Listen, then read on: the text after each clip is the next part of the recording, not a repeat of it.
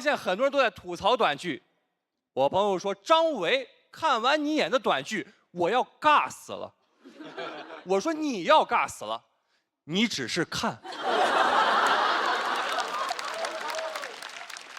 我演完第1集已经尬死了，死也没用，第2集重生了。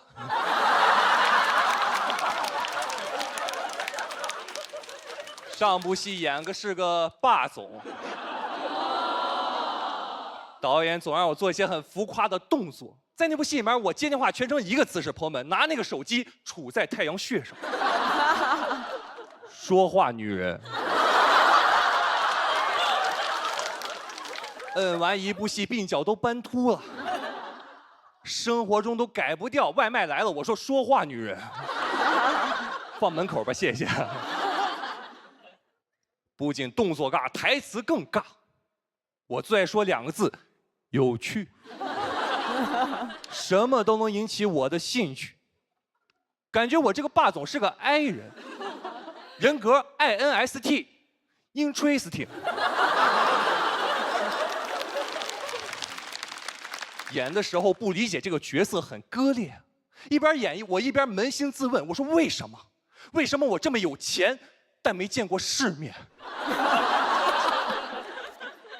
女主就骑辆自行车，我看着她，我说有趣。谁允许你把这种平民的东西骑进我的庄园？台词很装，内心很难受，因为我平时就骑自行车。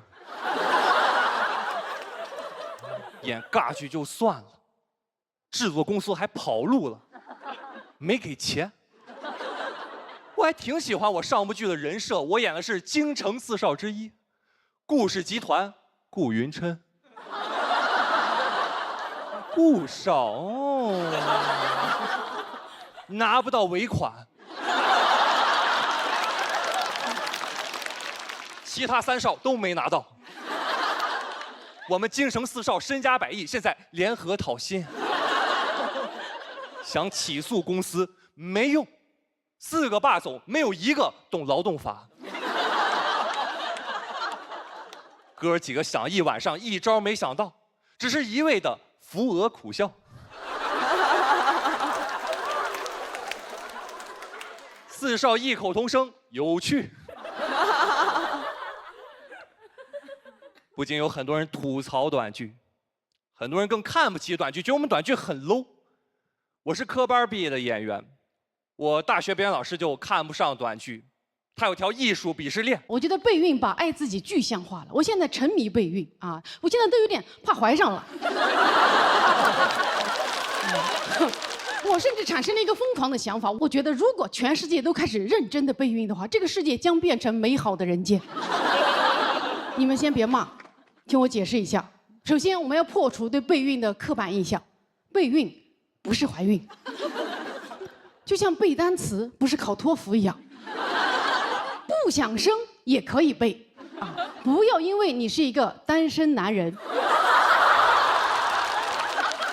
绝经女人或者100岁老人，就不去备孕。备孕是一种生活方式，备孕不是为了生人，是为了人生。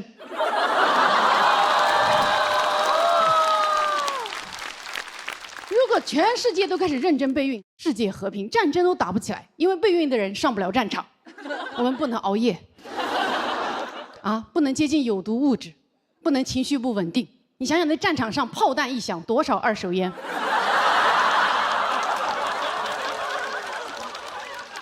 无人机一炸，多少微塑料？啊，那坦克一开过来，你情绪多激动啊！看到举着坦克的吴京。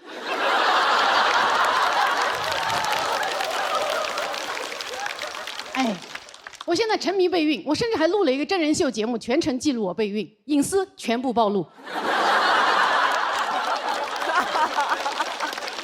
托马斯啊，检查出了一些生育问题，非常的有损生育。我现在不能透露，反正播出你们看吧，可以说是一举推翻了大家对于外国男人的刻板印象。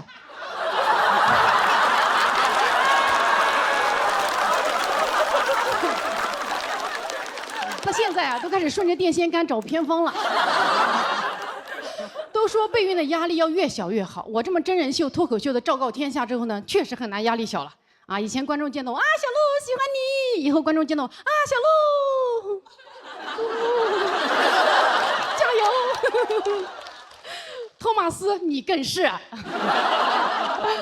总有朋友劝我说放松一点，说孩子呀，往往就是你最放松的时候就来了。真的吗？我最放松的状态，那就是熬夜喝酒吃外卖。啊，什么最放松，越放松的时候越能怀。那我这辈子最容易怀孕的时间，那就是我高考结束那个夏天。不可能，托马斯还在上小学。我真的不知道该怎么放松的干成一件事情，因为我人生所有的经验都是这种竭尽全力之后先苦后甜，所以我会觉得这种久备不孕、苦尽甘来遇到你，才是我的孩子该拿的人生剧本。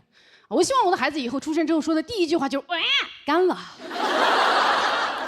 备孕就是好不容易休息一下，刷会儿手机，开屏广告；看会儿电视，开屏广告。单身20多年，只有广告对我开屏。广告对我是真爱，广告对我强制爱。他想让我不论干什么之前都先看一眼他，还是个高需求宝宝。我必须耐心，不能不看。不然他就生气，说：“那你去找别人吧。”就给我跳转到别的软件了，很讨厌。但广告只在我休息的时候出现，从来不在我工作的时候打断我。我打开 Word， 打开 PPT， 第一个页面就是开始。不是，我广告呢，我弹窗呢，谁说我要开始了？到这一步我就已经累了困了。想喝点东西，还有那种线上会议软件，直接就是加入会议，快速会议，一点秒进。我广告呢，会议能开2个小时，广告呢，这时候该放一个广告了吧？换工作，跟别的老板谈。你很难专心沉浸的看内容。为什么现在这么多 ADHD？就是看广告看的。AD 广告 ，HD 高清。ADHD 广告好多。总有朋友跟我说，我有注意力缺陷障碍。我说你就是广告看上火了，怕上火呢，就多开点会员。但开也不管用，对吧？现在想不看广告是不可能的。因为现在不是导演中心制，也不是编剧中心制，现在就是广告中心制，对吧？你在平台上，你看到再好的剧、再大的咖，但你只要一暂停，他们就会缩到一个小角落里，地位高下立判，对吧？不管你是男主还是女主，看见广告主就得给广告主子请安啊。综艺也是，每年这么多演员。真的是给大家带来欢笑的吗？顺便，逢场作戏罢了。我们挖掘自我，献祭家人，层层筛选，互相残杀，最后站上舞台，拿起麦克，就是为能在这里也夹上一个广告。办的根本不是脱口秀比赛，是拳击比赛。我们站上来就是为了能在每回合开始的时候，下面有请主持人庞博。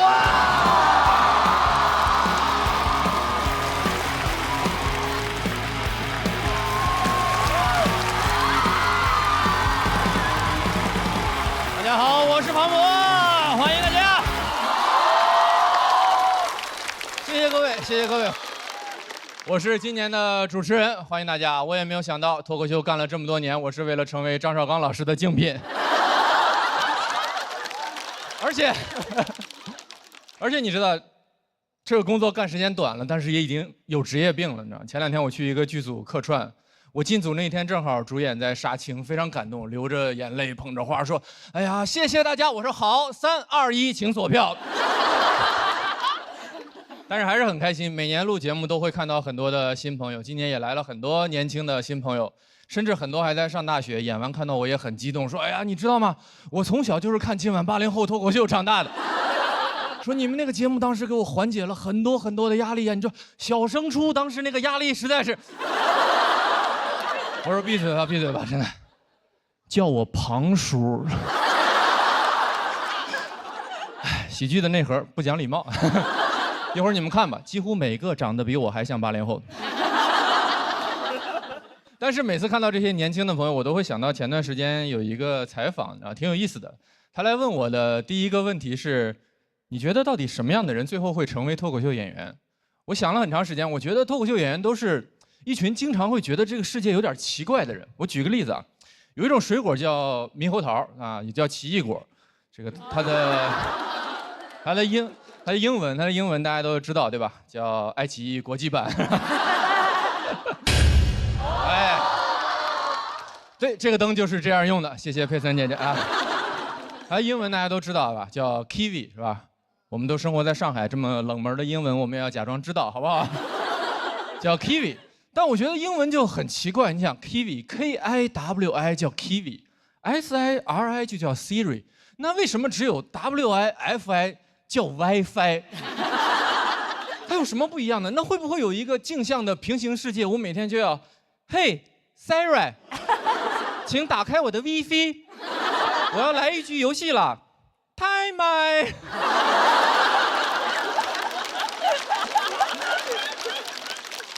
然后那个记者问我的第二个问题是，很多人都说脱口秀是冒犯的艺术，你怎么看待这句话？我也觉得很奇怪，似乎世界上所有的艺术表演里面，只有脱口秀是冒犯的艺术，好像他们其他人都不得罪别人，很神奇。你不会看着看着跳舞，突然间就急眼了，说就你能把脚抬到这儿，对吧？你看听着音乐剧，突然就站起来了，你们就不能好好说话吗？更重要的一点是，如果你要冒犯别人，首先你要有力量，对吧？但我觉得笑其实是一件很没有力量的事情。如果笑很有力量，我们在历史上就应该看到很多笑的故事，而不是战争的故事，对吧？《三国演义》就应该是诸葛亮三笑周瑜，诸葛亮笑死王朗，我从未见过如此开不起玩笑之人。王朗说：“完了，今天是要笑不活了。”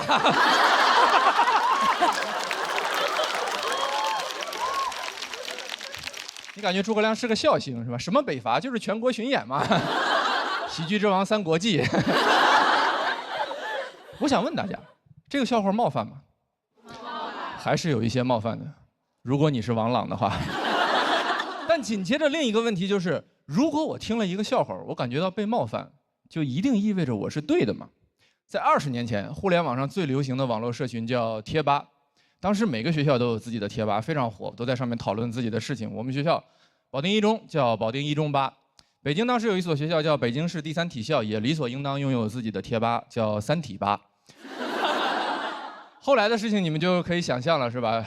小说《三体》，然后横空出世，然后三体吧就被三体的书迷占领了。所以理论上，北京市第三体校的师生是世界上第一批被三体人入侵的地球人。我觉得都可以想象，体校的朋友当时一定非常生气，对吧？搞什么？我们学校的贴吧为什么有人突然来讨论一本书？我上体校就是为了不看书，真是。三体的书迷也很无辜，说名字又不是我起的，你去骂刘慈欣好不好？刘慈欣说：“哦，主不在乎。”一点办法都没有，一点办法都没有。你总不能跟体校的朋友说，要不你们去《流浪地球》吧，反正你们也没有家了。你们说这个事儿冒不冒犯？当然冒犯。生不生气？当然生气。怎么办？没有办法。李白曾经说过：“如何呢？又能怎？”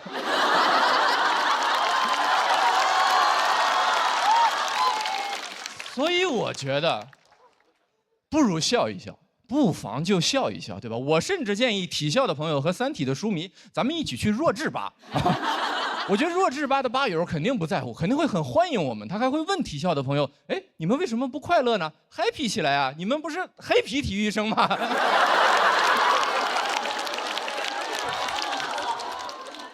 我要再问你们一次，你们觉得这个笑话冒犯吗？还是有一些冒犯的。如果你也来自北京市第三体校的话，如果我们今天一定要聊冒犯，我觉得这个世界上没有人比黑灯和小佳更权威。我没有做过严格的统计，但我觉得他们很有可能应该是世界上冒犯残疾人次数最多的2个残疾人。但是我们都很喜欢他们，对不对？我们都很喜欢他们的演出，我们也很喜欢他们的段子。他们去年发起了一场演出，叫《地狱笑话秀》，就是大家一起来互相吐槽、开开玩笑，同时测试一下我们这个行业的道德底线到底在哪里。怎么说呢？如果你们根本不认识黑灯跟小佳这2个人的话，这整场演出几乎就是教科书一般的霸凌。你想一想，脱口秀的剧场你们是去过的，200-300个人在一个黑暗的房间里笑话台上2个残疾人，关键是他俩还得跟着笑，干什么？今晚80后脱口秀吗？但是他们请了很多演员朋友来吐槽他们，演员的创作热情也是空前的高涨。没有什么比写这种段子更过瘾的事情了。当时大家有个群，每天都会有人把写好的各种段子丢进来，甚至有人为他们的演出已经写好了开场曲。2个演员，跑不快，一个没有眼睛，一个手在哆嗦。黑灯跑得快。节目的播出尺度不允许我把整首歌唱完，太过分了，太过分了。但你们知道，那个群里面从始至终出现过的最冒犯的一条段子，是吐槽小佳的。你们准备好了吗？小佳参加了奥运会，在奥运会中拿到了100米赛跑的第1名，太神奇了！他的故事激励了所有人，他的精神振奋着我们，他的故事甚至被拍成了电影，搬上了大荧幕，甚至小佳这个角色由汤姆·克鲁斯主演，名字就叫《速度与激情》。你们知道，当时那个微信群里面跟刚刚的现场是一样的沉默，但其实你我的意见都不是那么重要，对吧？当时小佳在群里说：“你们为什么都不说话呢？”我觉得这个还蛮好笑的。我觉得小佳的回答是可能很多问题最后的答案，就是当事人觉得还蛮好笑的。当然啊，这不是小佳的原话，他的原话是：“这也太好笑了吧！”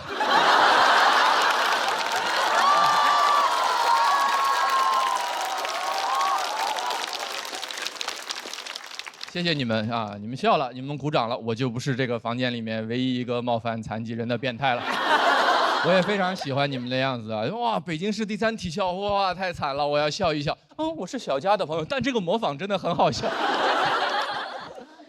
观众真的太可爱了。但我最后问你们一遍，这个笑话冒犯吗？还是有一些冒犯的。如果没有人笑的话，对吧？所以不如就笑一笑，对吧？我觉得这就是可能这个世界上为什么要有笑话这个东西，这也是世界上为什么有人要讲笑话这件事情啊。对我来说，脱口秀演员就是这个世界上最好玩的工作。我希望这个工作我能一直干下去，我希望我们的朋友都能一直做下去，我甚至希望我这个工作能干到80岁。我甚至已经想好了我的告别演出的名字，它必须发生在我80岁之后，因为它就叫今晚80后脱口秀。谢谢大家。谢谢庞博，请庞博来到主持人席。3、2、1，请锁票。非常期待庞博的80后告别演出啊！对，讲得太好了，振人心脾。请问各位老师有没有什么想聊的吗？我问问题，就是前面你说那个其实就特别好，但是那话题就没展开哈。再多说一句，就是你真的觉得脱口秀是冒犯的艺术吗？我真心的感受是，没有人能定义脱口秀到底是什么。这也就是它之所以好玩，也之所以能让就是各种朋友都很喜欢的一个原因。因为如果它定义的特清楚了，那就肯定只是给少部分人，或者是至少是一部分人看的东西了啊。好好笑哦！然后我很少看到这么帅，然后就这么幽默的人，谁会不喜欢庞博呢？一点都不冒犯，你好棒！我先干了。再次欢迎大家来到《统一春福喜剧之王单口季》第2季，欢迎大家！吨吨吨，快乐正上头，感谢一口春福，茶香倍儿足的统一春福无糖茶独家冠名播出。欢迎我们这一赛段的新朋友马东老师、侯佩岑姐姐。我觉得有2位新朋友来，应该这个后边后场的朋友都会安心一些啊。一位是咱们喜剧的老前辈，也是老朋友了。前辈就行了，还老前辈。直接叫老登不直接一些。都谁点头来着？小鹿刚刚有想问候您，您说的是什么来着？谢谢马登老师。挺好，就是这个欢乐的气氛啊，就是这个欢乐的气氛。而且佩岑姐一来，我觉得真是所有人都很安心，就是感觉就淘汰了也没有那么可惜的一个感觉。而且大家都知道，佩岑姐刚刚也是成团乘风归来，我们祝贺。是的，是的，是的。谢谢。所以我知道在台上难免会紧张有压力，虽然你做好准备了，所以我希望大家都还是可以尽情享受它，就当做是最后一次上台。这么决绝啊！武力到心坎里去了，确实那个虽然您对大家都已经很好了，那我们就对好人就有更多的期待，想给您提一个更过分一点的小要求，因为您刚刚经历了几个月的这个唱跳的洗礼啊，不才我们这个节目组也有一个特别破烂的主题曲。正好什么呢？您旁边这位年轻的喜剧前辈马东老师也特别热衷于在喜剧节目里跟大家唱唱跳跳、加加油、打打气啊，律动感特别好。是。而且天真姐跟大林也对这个事儿已经见怪不怪了。还有我们俩的事儿呢。咱们要不要给这个没出场的朋友加个油啊？好不容易是吧？要来。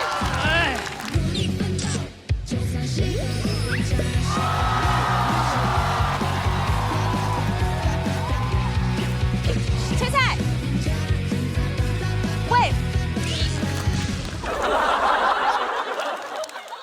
我还以为只有我们导演组嗨我呢，原来每一个导演组都嗨我。都问好了，这都是您导演组设计，我们寄过来的。就都很期待接下来的演出。那跟大家也介绍一下这一赛段的规则和玩法。我们这个赛段叫做不服单挑赛。现在有2支队伍已经互相选择，形成了 PK 关系，而每一轮每个小队都将派出1位演员1v1，分数高的直接晋级，分数较低的那一位就要暂时待定。当然，本着不留遗憾的原则，最后还是会根据大排名来进行补位。整个赛段结束会有28个晋级名额。同时，上一赛段有几位朋友都获得了复活金牌。如果在这一赛段他们排名不够晋级的话，就会使用这块复活金牌。马上要给大家介绍的就是今天出场对决的2个小队，他们分别是刘仁成所带领的摘金队和刘洋教主所带领的一颗苹果队。掌声有请！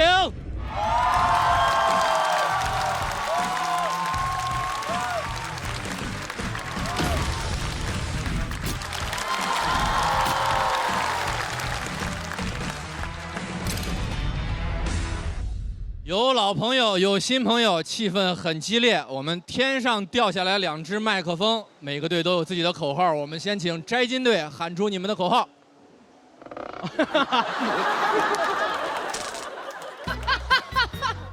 节目组有点不人性化了，其实真的是。抱一下，抱一下，抱一下。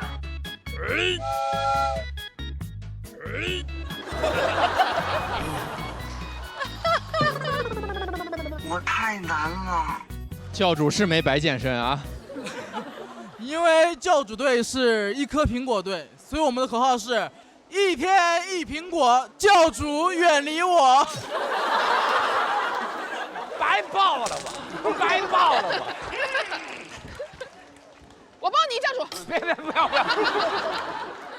要。我们是一颗苹果，请放过我。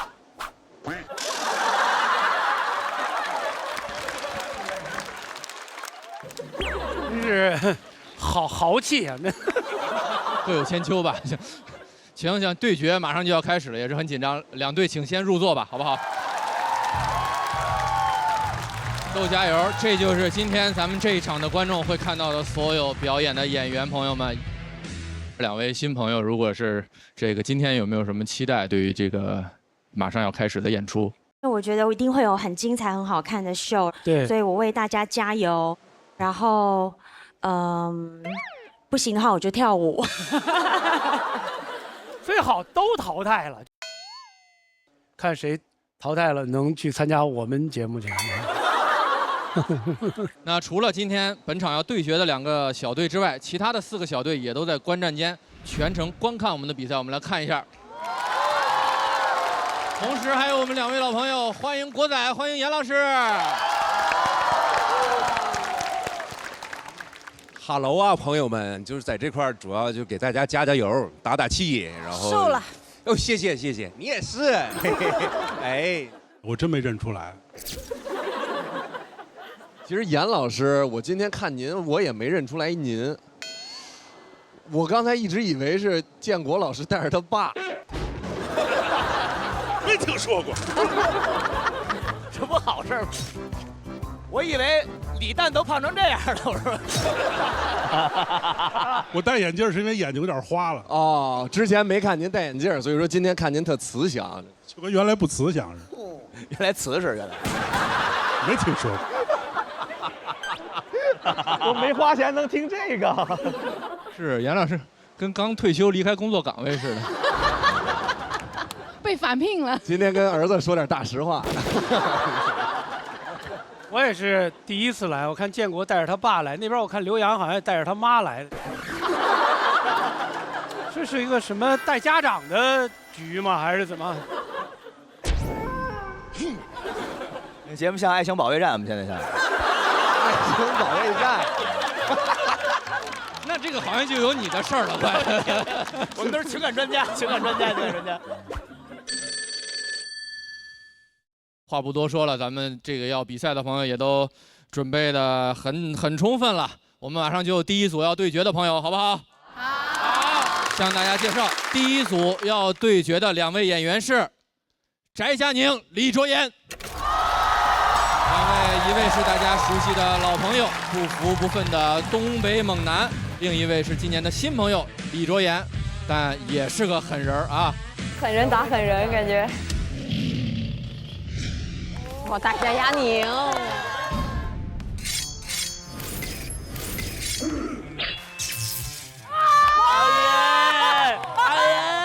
哇，狠人对狠人啊！翟佳宁和李卓妍那个太帅了。阿燕贴完那个表情，可以到时候私发回放给我吗？我想做成表情包，对于以后所有挑衅我的人。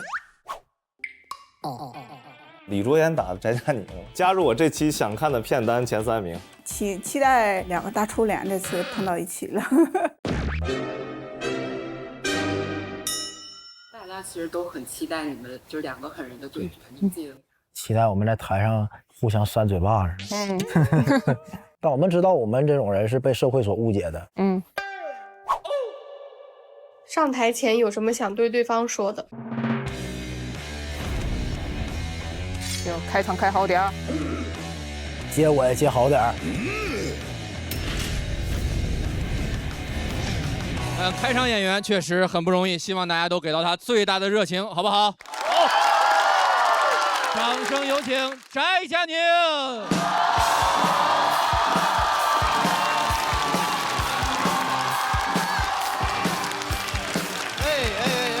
谢谢大家，谢谢大家。大家好，我是翟佳宁，谢谢。哎呦，给各位分享一个我平时最爱看的那个科技发布会，朋友们，就是每年的那个315晚会，你知道吗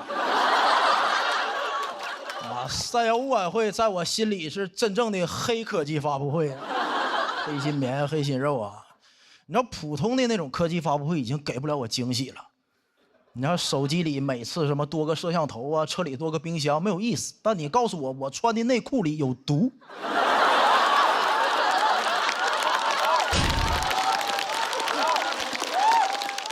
一下就很惊喜，而且你知道315晚会啊，它从来不延迟满足我。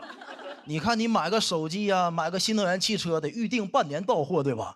但他曝光那个黄焖鸡米饭用什么烂肉啊、发酸土豆片的时候，我是边吃黄焖鸡边看的。哎呀，吓得我当时立马站起来贴了一次性内裤，你知道吗？朋友们，真的，我当时看这个曝光的时候，已经吃了3个多月黄焖鸡了。没什么感觉，说明什么问题？朋友们，就人家黑心商家厨艺是真好，你发现没？那记者不说我都不知道，这是强者不抱怨环境啊！你想想，他用最烂的肉，最酸的土豆片做出来的黄焖鸡一点腥味酸味都没有。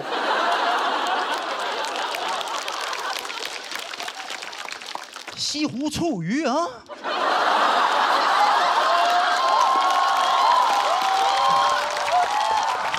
用最新鲜的鱼，最正宗的醋啊，做出来又酸又腥啊！我都替西湖醋鱼臊得慌，说实话。朋友们，你看《舌尖上中国》是中间停更7年了，315晚会可年年都有食品安全问题，我感觉得做一个《舌尖上315》了。就告诉那帮大厨，高端的厨艺往往只需要采用最肮脏的食材，你知道吗？朋友们，很多人提到食品安全，是不是会脑袋蹦来3个字预制菜？我喜欢预制菜，我是急性子。哇，现在菜上的是真快，很多商家那个为了证明它快，给你放个沙漏，对不对？我前2天去吃那个现烤活鱼，朋友们，那个烤鱼上的快到什么程度？比沙漏上的都快。刚点下单，鱼就端上来了，服务员感觉不对劲儿，才把沙漏拿上来。我点了3个菜：现烤活鱼、现烤羊排、现炒小龙虾。上的最慢的是可乐。哎呀，我第2天中午去吃的麦当劳。他怎么好意思管自己叫快餐呢？我足足等了4分半呢。这要吃烤鱼，我都到厕所了。我跟你讲，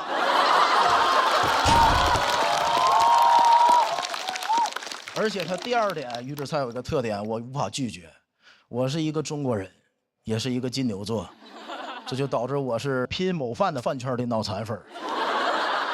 我永远忘不了我第一次吃拼某饭那个价格，4块9 25个饺子，4块9 25个，好评返现还返了我9毛啊！如果到店自取还能便宜1块钱，但我放弃了，因为共享单车要1块5，你知道吗？哎，朋友们，也就是说这份饺子的极限价格是3块钱25个。3块钱25个，朋友们，这个老板在我心里慷慨的都有点抠门了。咱还差那3块钱吗？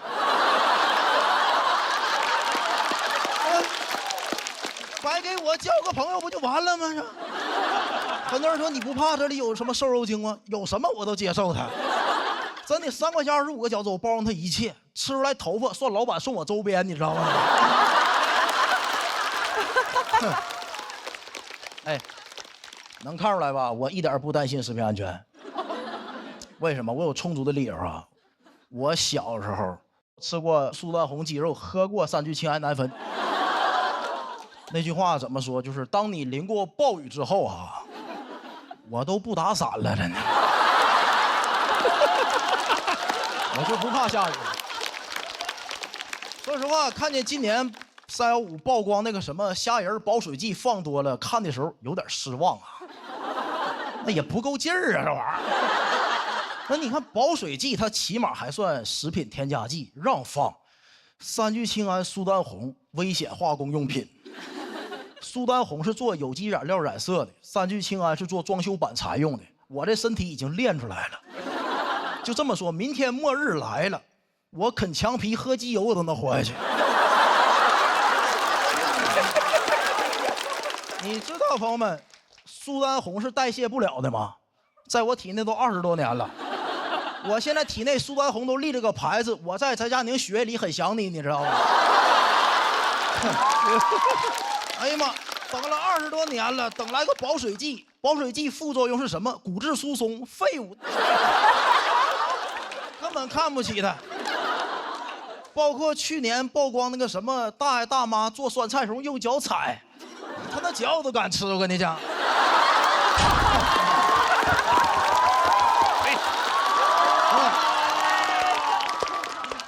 有人会觉得有点恶心，对吧？但你想想，起码大爷那个脚是纯天然的。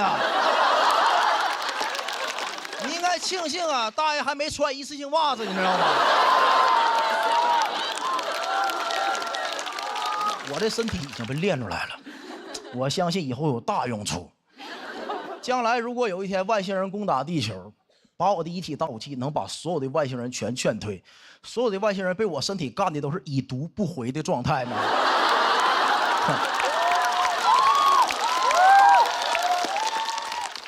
到时候啊，外星人把我的身体遗体拿走去研究，什么玩意儿这么厉害啊？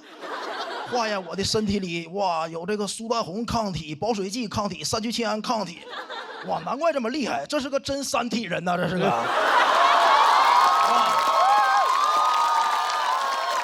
再拿这个显微镜仔细放大我每一个细胞，每一个细胞上都写着一句话：杀不死我的，令我更强大啊！谢谢大家，我是阿木，谢谢。谢谢翟佳宁的表演。如果喜欢这段表演，千万不要忘记为他投票。投票倒计时，3、2、1，请锁票。辛苦大家，辛苦大家，辛苦大家。谢谢。你知道咱好多朋友都是看咱们节目下饭的吧？对。真的，我听完你讲这个，我心里特别难受啊！我特别喜欢吃黄焖鸡里边那个蘑菇，我觉得它特别入味儿。没事，发酸的是土豆片儿。不是，我现在才知道那是别人的。哎呀，没事，也许是长出来的。大爷脚上长出来的。行了啊，不用，可以了。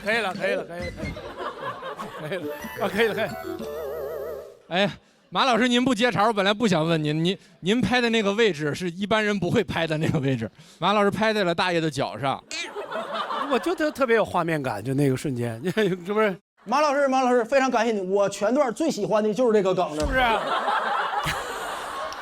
开场就本来就难嘛，我觉得特别好。谢谢。整场我很高兴，我看他那个对手打了个哈欠，我不知道什么意思。没，阿妍老师是个非常好的女孩。又炒 CP， 不至于吧？观众朋友们，不至于。真的，昨天我们聊了，就我们这张脸会容易被人误解啥的，对。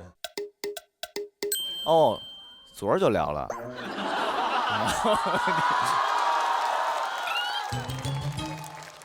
聊什么呀？就是聊那个比赛的时候面对对方的一些感受嘛。磕到了。不是，大家都聊，对手都聊。我们没聊，从来没聊过，一句没聊。好。阿妍老师一会儿上来再说，你先说说你对阿妍老师的感受呗。不是，我就是我可能虚长人几岁，然后我就是看第一期的时候，你看着我来讲吧。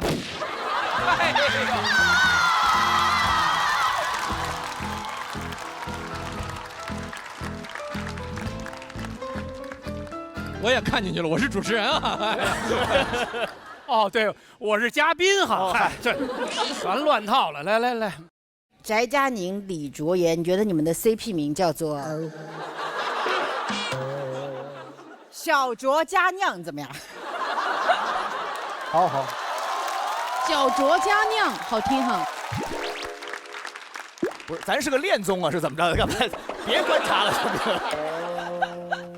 就是我看那个阿妍第一期在台上，有人也说她凶嘛，然后我就能理解她，就是因为我第一季来的时候，也有人说我就是瞅着素质比较低啊，会干很多坏事啊什么的那种。你就是淋过暴雨的人，也就无所谓了，是这意思？无所谓了，啥我扔了。就所以，我就是鼓励他，没有事，真的都是世人对咱们的误解，无所谓。谁说那个喜剧人非得就是在台上嘻嘻哈哈的，严肃也能好笑着。我特别喜欢佳宁今天的表演，就我觉得他是一个射程范围很准的猎手。整个讲的过程中，是我第一次听脱口秀的时候，有了很多味觉的，就是有味道的感觉，哈喇子，就很多味道漂浮在空气之中，很丰富啊，所以整个表演我很喜欢。谢谢。然后你讲那个大爷，就是采酸菜那一段，我不知道为什么我脑海里浮现的就是马老师在。难怪拍灯。你关注的是大爷还是酸菜？你这是。哎，马老师，你觉得佳宁能不能去你们节目？我觉得如果您能来我们那儿，简直是我们的荣幸。当然也要先看看阿言的表现。要去一起去，对不对？对，因为我们这还是有很多爱情戏的啊。我在这舞台上第一次看见翟佳宁这么青涩和害羞。哎呀，哎，这个本来就是粉色的吗？这个就是是我看错了吗？还是怎么着的？啊，老翟非常好，非常好，尤其今天第一个表演，他这个不管不顾这个劲头子，确实是这搁别人还真来不了。这开场这会儿不是他，还真别人不好来。谢谢啊，谢谢大家热情，给捧场上。非常典型的社会批判。你乐完了以后，你回家琢磨琢磨，你吃的是啥？问问佩纯姐，应该是第一次看翟佳宁的演出，是吧？对呀，她的外形我好喜欢哦。就是很 man 的那种，可是他心思很细腻。其实你刚刚讲到内裤有毒的时候，我就拍了，因为我很重视这些事情的。现在我有2个宝宝嘛，所以我对食品安全啊，对这些吃的用的，我都是很专注这些的。但你把我的焦虑都给讲没了，我现在不怕了，没关系。宝宝怕，害怕还是怕？其实我一直很想要参加，就是主持相亲节目，所以我今天也算来对了。粉红色泡泡，那所以你还是真心的，你讲讲他，你喜欢他哪一些优点？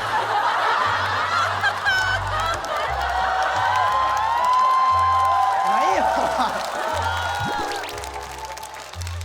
聊创作吧，这是聊创作吧。大宅最后那个，因为前面已经情绪非常现实、非常浓烈了嘛，然后到最后进行到一个外星人入侵这么一个科幻的这个状态。我们在幕后也知道，这个小鹿也参与创作了，是不是？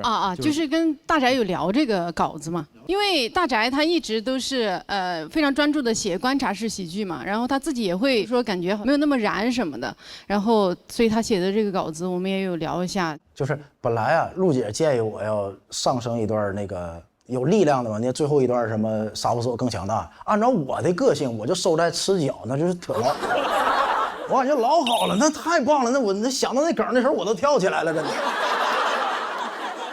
那陆姐说要传递一些那个能量，非常感谢陆姐的提醒。她说完之后，我也感觉非常有道理，完了就加了那些。就是后面显得多余的那一部分是陆姐写的，是吧？这就是脱口秀的神奇之处。你停在那儿，可能大部分的观众觉得意犹未尽，但是马老师特别开心，可能是这么一个。也不光我，他给很多演员都提供非常多帮助，非常感谢陆姐啊。没事，好不重要。反正就是你演得很好，很开心啊，就是你很坚持的观察式喜剧，我感觉今天在这里每一个点都打到了观众的心里。好，恭喜大宅获得了气氛组的4票满票作为开场演员，非常不容易。那为了对决的公平，我们暂时不公布他的观众票数，结束之后统一揭晓。请先回到对战区等待。加油，加油！下一位朋友虽然是新人面孔，我相信你们已经非常期待他的演出了。我要跟大家说，他的风格确实也非常的独特，杀到了很多的观众。掌声有请李卓言。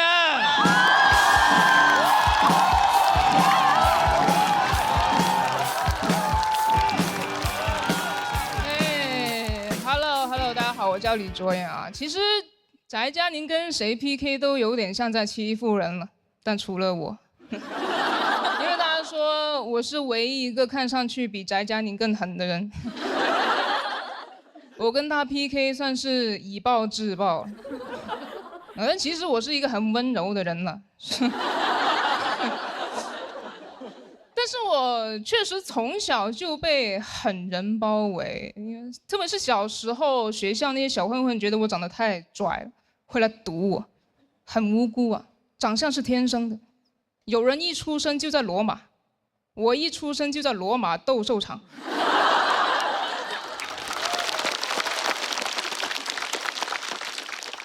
但我是个很 peace 的人，我根本不想惹事。他们说你这么拽，你混哪的啊？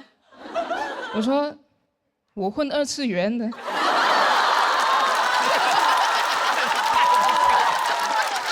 太惨了。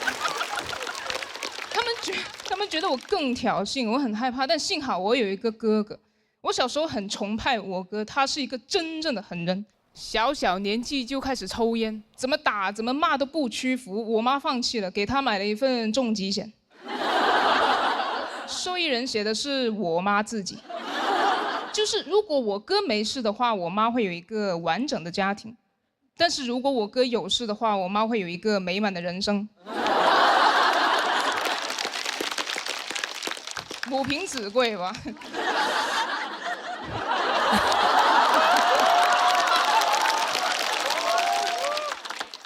我哥还喜欢带着刀出门，然后旷课去 KTV。家里人不给他钱之后，他找了份兼职，挺适合他的，在 KTV 切果盘。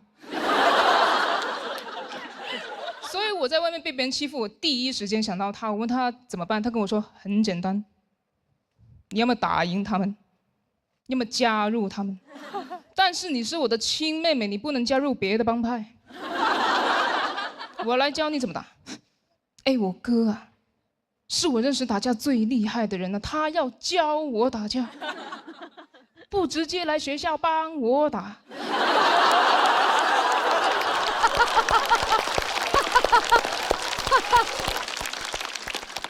我说哥怎么了？你要上课吗？还？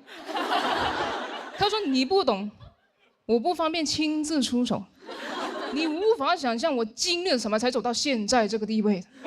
我都不知道在外面是兄弟多还是仇家多。我说在外面应该是警察多吧。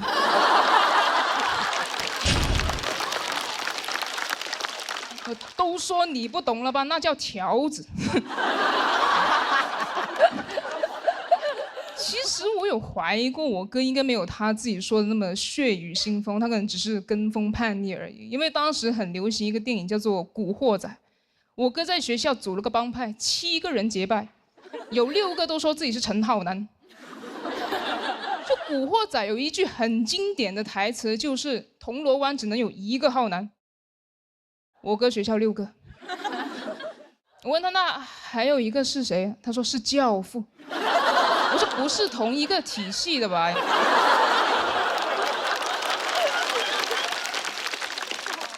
他还去纹了一个陈浩南的同款纹身，这么大一条过肩龙，纹了好几个小时啊！我用圆珠笔给他。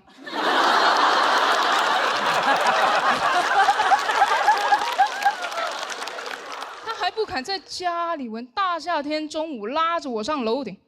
当时阳光晒在他身上，晨光握在我手里。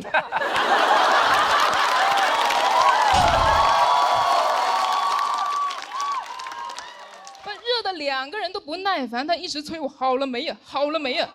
我说，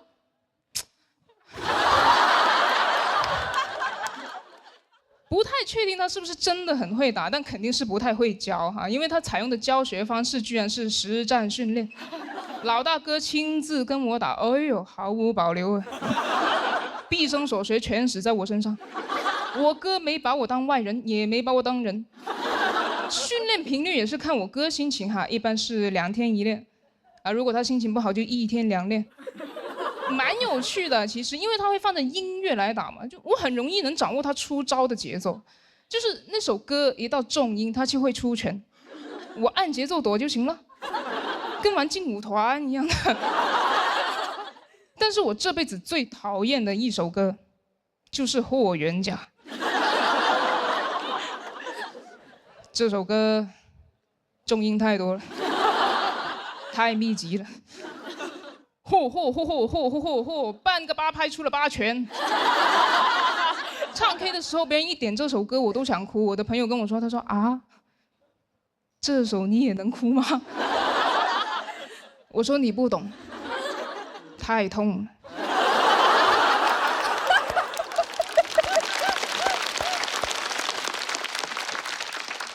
后来我离开家了嘛，上大学，我哥留在家学吉他，因为他看到摇滚歌手在演唱会上砸吉他，他觉得太帅了。学了一段时间之后，发现自己不喜欢弹，就喜欢砸，喜欢的是打击乐。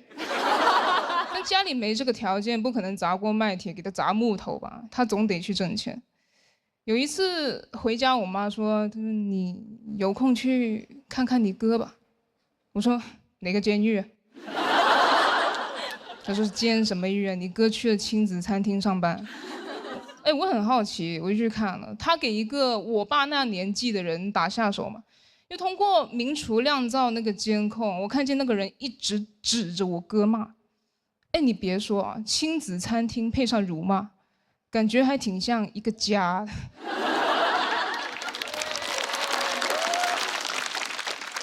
不同的是，以前我哥肯定会顶嘴甚至还手，但现在他只是一直在和面，不停和。嚯！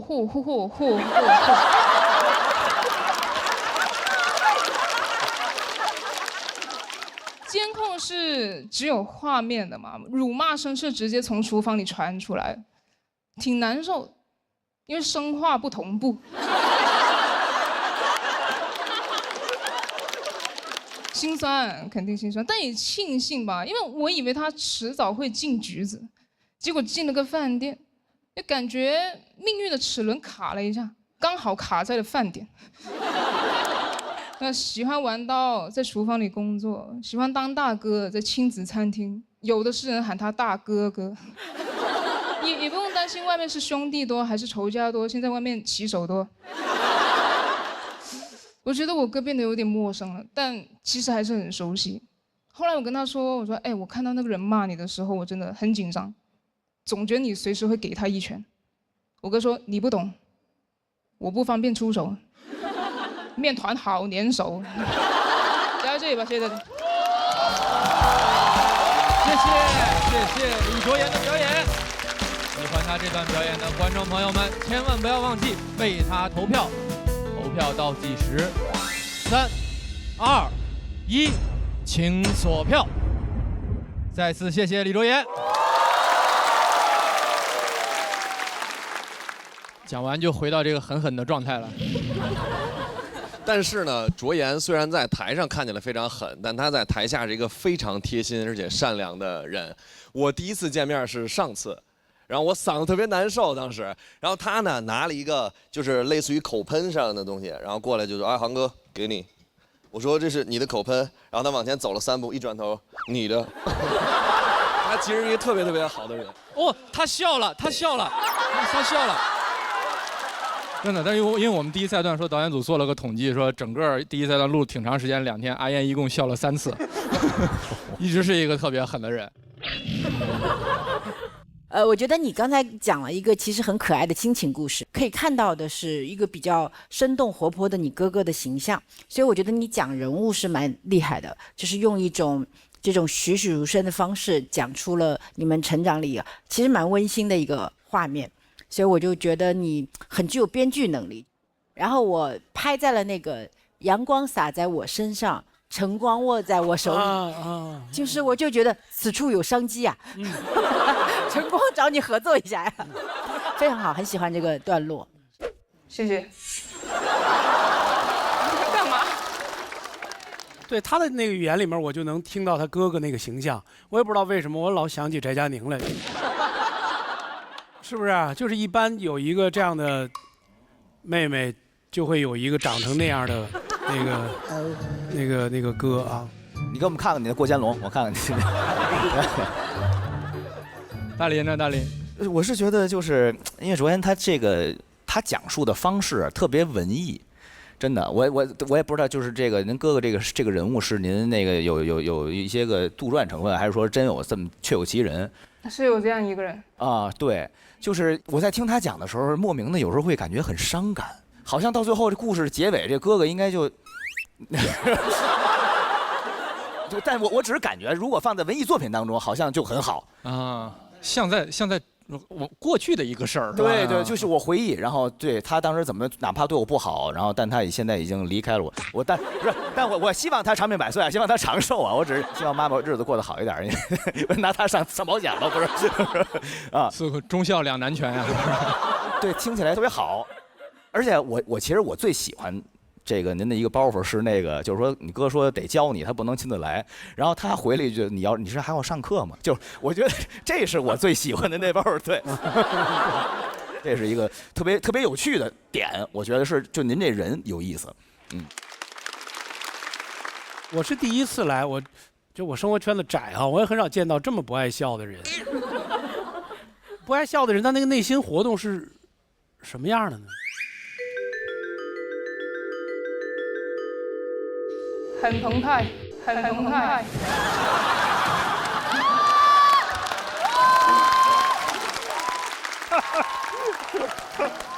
其实我特别欣赏这种像阿妍这种酷酷的女生，我很喜欢这样子的女生，因为这种女生她可以一直酷酷的，然后她如果不小心笑了，你们就觉得哇，一笑倾城。对，一笑倾城，好新鲜啊！你逗她笑看看，东东。你给我点别的活行不行？这。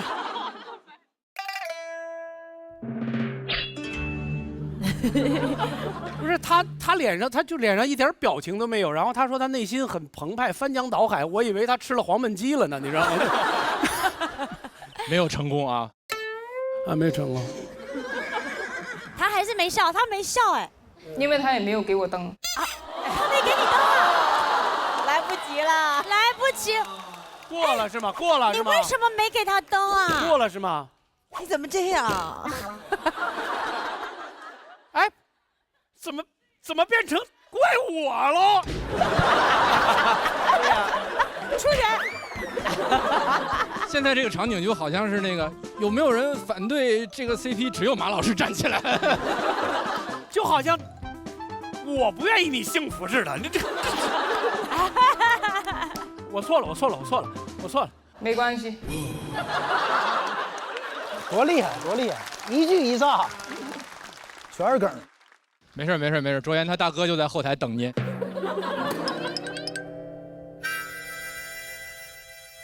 很精彩，陆你要说啥？确实，我觉得卓妍她整个文本非常有电影感，感觉是用5分钟那么浓缩的内容，好像是描述了他和他哥的这样一整个故事。因为我也有一个亲生的哥哥，而且是特别李卓妍同款的哥哥。小陆，其实你们两个长得有点有哪有点像，是因为你们俩有同款的哥哥吗？还是怎么？哦，有可能有一点啊，有一点像。对，我已经被社会磨平了我的凶狠。但我觉得卓妍跟任科有点。哦，他长得比任科狠，任科是假狠。确实，这个就是能勾起我们很多的很具体的回忆。你们身边就哪怕没有亲生的兄弟，可能也有类似的角色，很精彩的演出。那谢谢卓妍，很精彩的演出，也是获得了气氛组的3票。那我们请大宅也回到舞台中央。这组对决也是今天的第一组对决，都相当精彩。究竟谁会胜出呢？所有的事情都交给现场的观众朋友了。结果请看大屏幕。就是很翟佳宁，就逻辑工整，技巧丰富，情绪饱满。李卓妍是那种没有被喜剧综艺潮流改变的人，就是在坚持讲自己认可的东西。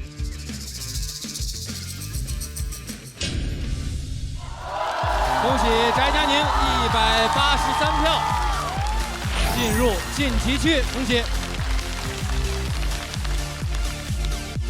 同时，卓妍156票要暂时进入待定区。还有什么想和大家说的？还行吧，就这样吧。我觉得在这个舞台上边，风格比票数更重要。我看到你特别开心，然后特别棒。是的。请先前往待定区，我相信还是有机会回来的。等你回来。好。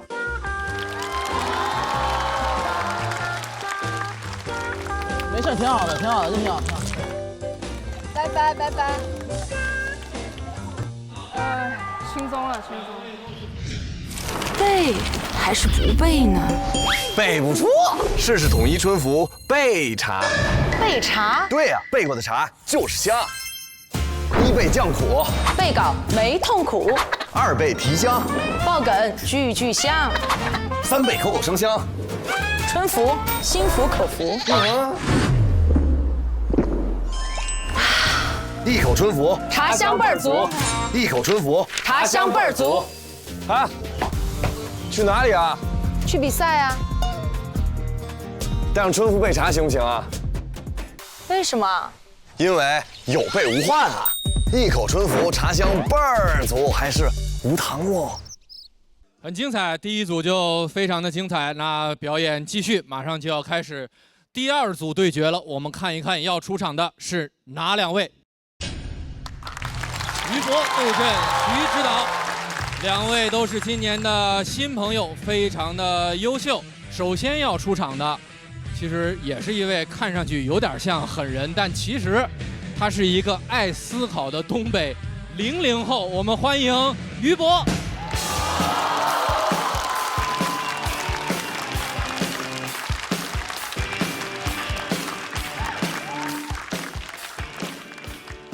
嗨，朋友们，嗨，我叫于博。好，咱们狠人的叙事已经结束了，接下来是温情的家庭的内容。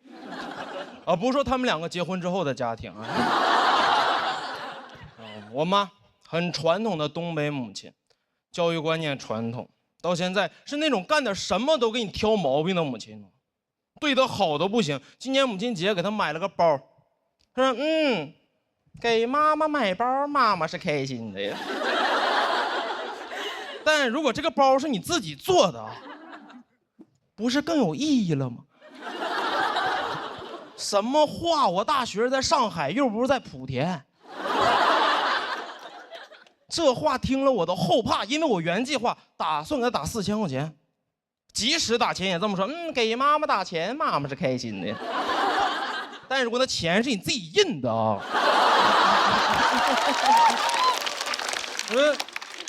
那你就开心不了多长时间了。从小教育观念相对传统，掌控感有点强。2010年左右，每天给我5毛钱。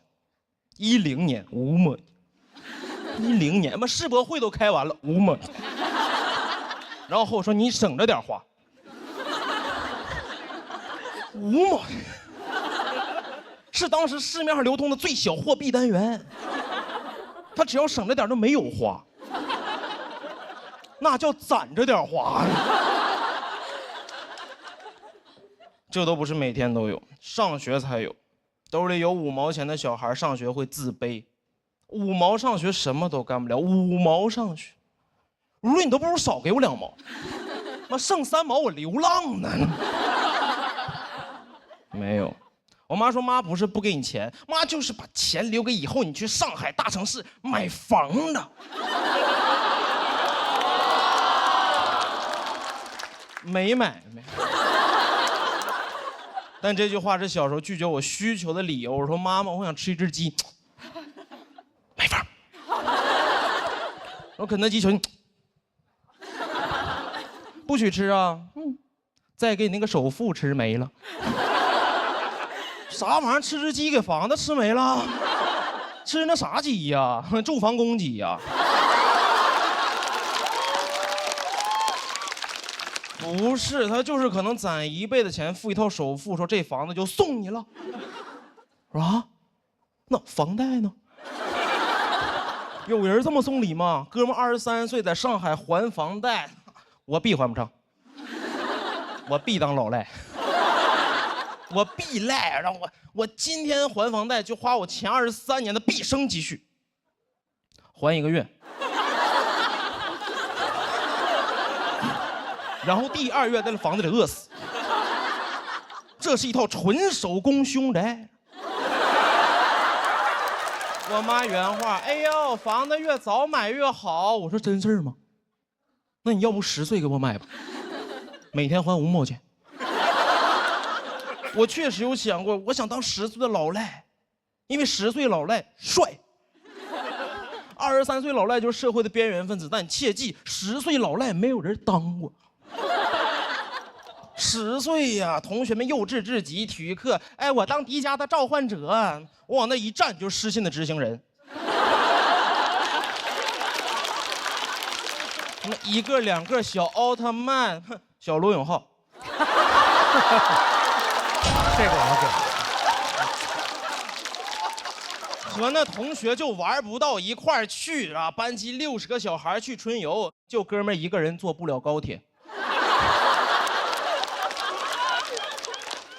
我妈很喜欢给自己的教育方式就扣一个帽子，叫很流行现在吃苦教育。妈是希望你把好日子留在后边，吃得苦中苦，方为人上人。哎呦，这句话说实话，我现在有点不理解，因为我妈好像也不是这个观念。真的吃过苦的人不认同这个，谁吃过苦？我姥。当年河南自然灾害之后闯关东逃难来的黑龙江啊，这一路上吃尽了人间疾苦，对吗？他成为人上人了吗？他成为了一个东北人，他那脑子里就没有成为人上人的念头，只有一个纳乌克热说你飘向北方。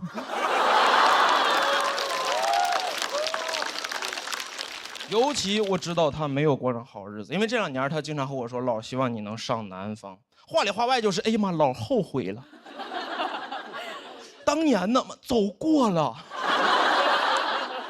那帮的狡猾的人上人在北京就已经下车了。我能理解我妈，上一代希望下一代能替他们完成他们年轻未尽的遗憾。我问过我妈啊，你遗憾什么？她说：哎呦，很遗憾当年家人没有给我买房，很遗憾当年没有考上研究生。我说妈妈，你中专毕业考不了研究生呢。但我也想有我自己的人生。大学毕业的时候，因为这个事争执过很长时间。我跟我妈说我不想读研，我妈因为我不读研这个事每一天打电话阴阳怪气，每一天一打电话我说妈怎么了？她妈能怎么？哎呦，妈不能怎么，妈就觉得哎呦，妈要是生了个研究生就好了。啥话呀？那玩意儿是生出来的，咋生啊？生着生着脐带拽了本硕士毕业证。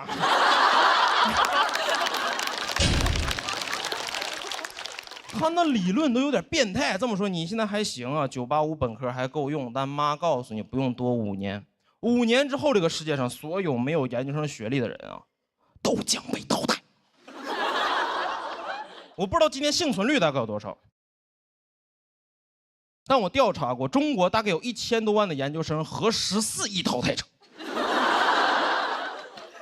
99.5%以上的人叫什么淘汰？这叫灭绝。每次想到这儿更不想读研，因为我知道我们家世世代代没有任何一个研究生，我们家得灭门。哥们儿是个孝子，不能独活。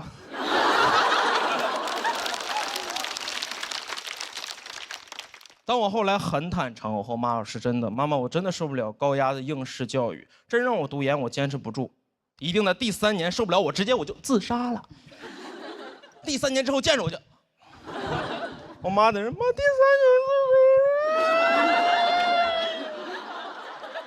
那就只能读2年半的专硕了。讲到这儿，谢谢你们，于博，拜拜。谢谢于博的表演。喜欢他这段表演的朋友们，千万不要忘记为他投票。3、2、1，请锁票。再次谢谢于博。上场之前，为了不给这个新朋友太多压力，没有跟大家交代，于博是上一段复活金牌的持有者之一。第一赛段表现确实非常精彩，因为上一场确实比较惊艳啊。然后今天这个吧，就看您这个台风，都让我想起张鹤伦了，我都。可能因为我太熟了，对，我不想给张鹤伦投票。我觉得那个就是有一个地方有点想拍没拍，就是小罗永浩那儿。哦，我拍了，单纯是喜欢罗永浩老师。我听这仨字我就拍完我才想起他不是什么好意，随份的。因为你上一次讲的，我记得是清美班，就是学校的高压 PUA 的那些东西。小地方的那些。对，就是那个社会话题选取的非常的有现实主义，就很批判。现在今天这个讲的呢，我觉得你还是其实想讲这种社会话题，就大家不要盲目的对。这个学历的崇拜啊等等，但是就没有那个那么上劲儿。今天其实有点想把它更个人一点。第一篇可能听完之后会觉得我的身份为什么会让我聊这些东西，这一篇我就想先尽量讲一下我这个个人为什么会聊这些东西，然后好不好就再说吧。挺好的，挺好的。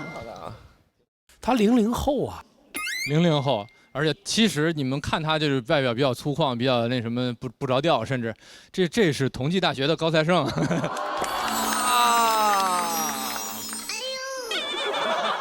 他身上这个少年老成的这劲儿跟大林有一拼，不像好话，这他真是一颗老灵魂啊！你发现吗？就是一个手抄后头，弯着腰弓着背，一个手叼着烟袋，那个劲儿啊，烟袋不好吧？这是你的风格吗？我确实，我平时就是大概这个状态，我从小就很老。从小就很老，这的确是。能感觉到他在他自己那个逻辑里面啊，一直在那儿走啊，自己那什么的，啊，挺好的。宝贝，我觉得很好。我是妈妈，我听了很有感觉。佩岑，你在浪姐发生了什么？到底？我觉得非常好，而且我希望你多多聊亲子关系，聊聊妈妈给你的影响。其实你刚刚讲妈妈说哦，前面先苦后甘，吃的苦中苦，方为人上人。我现在是跟我小孩讲，你现在很幸福，以后苦日子可多了。但是我知道，就是妈妈爸爸对孩子的期待，对小朋友来说可能是一个压力，但是他可以用很诙谐的方式把它聊出来，我觉得很棒。你不要觉得不好，继续写。这个佩岑姐把没有用在自己家孩子身上的鼓励全用你这儿。但确实是能知道于博士很用心写这个东西，因为其实就是父母对你单一的期待，对你造成的这个巨大的压力，其实他是一直都在，从小到大你一直都无法摆脱。就是现实也没有说什么一定做了什么让我能反抗我妈那些东西，但还是顺先。表面就是正不是表面，就是把实话说出来了。生活里会比较顺从，然后把这个说出来就能接着顺从，就没有那么大的负担嘛。其实我觉得很遗憾的点在于，就是您聊关于母亲的这个母子关系，没有给她更多的笔墨。其实我会更愿意听听妈妈到底是怎样的人，或者她为什么会这么做。啊，在咱们这儿，因为咱俩都是孩子嘛，我们都会从孩子视角去看。但其实从佩岑姐人作为母亲视角看，就其实我们会更愿意看看那方面的事儿。如果下次你还想写这方面议题的话，你可以多写写他。这个确实难写，因为有再多想吐槽的东西，有再多具体的事儿，这个跟自己爸妈是非常真切的爱，非常真切的感情，你就很难拿捏那个吐槽的尺度。他不可能像大宅对黄焖鸡米饭就是单纯的恨，对，那个就很过瘾，是吧？我可以说完之后这辈子都不吃黄焖鸡米饭，但是你可能晚上就要回去，和我妈还得处呢。但听出来你跟罗小浩不想处。那于博获得了气氛组的2票，也请你先回到对战区休息。